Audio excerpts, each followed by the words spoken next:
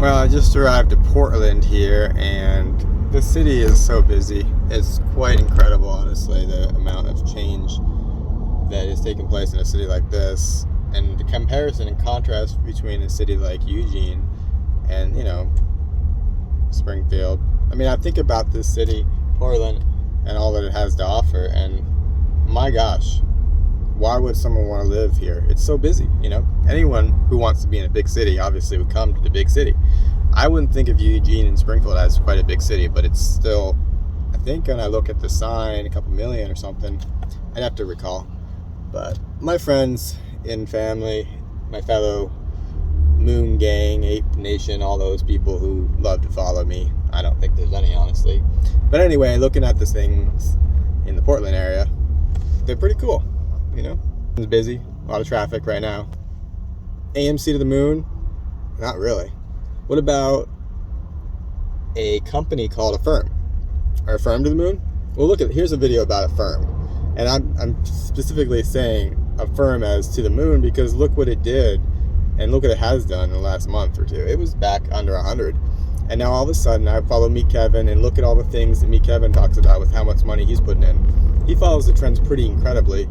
To the dime, he's always right, it seems like, but a firm going from 110 back to 140 was just parabolic. I mean, anytime you follow penny stocks, you understand that it's about the meat of the move, taking that little piece of volatility and profiting from it. Well, look at this. Here's my timing gone wrong.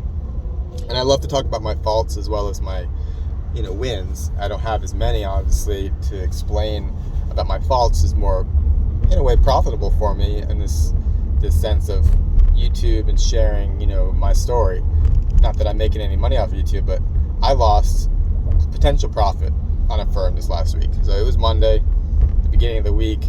I'm all, freaked out. What am I going to do with my firm calls, right? I have some calls, they're expiring in a week. So Friday, their weekend expiration, short-term calls. There's a stalled view. And so sometimes the volatility, the theta decay is so bad when they don't move that, I just decide to get out for a little loss or whatever because I don't want to let the days pass and see the stock do nothing and then lose all my money because that's what options do. You lose them all or, you win big or something. So anyway, the AFRM calls, they were at a loss in the beginning of the day. I took my profit or loss. And then within 2 or 3 hours of things skyrockets to 140. I mean, not 140, it was like 120, 130. And so, I'm looking at $100 to $300 per call. I had 4 of them that I took profit on or loss on. If I waited, end of the day, they're worth $1,600, $1,800 a piece. That's the kind of profit that you can get as always an option. Not always that easy, but look at what I could have got.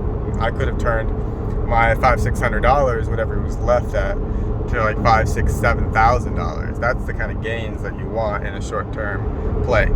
So, AFRM calls, totally the game, totally the way. Right now, AFRM, it's just nuts. Like people buying it like they were buying Tesla back in 2020. So, anyway, that's something I want to explain. Cheers.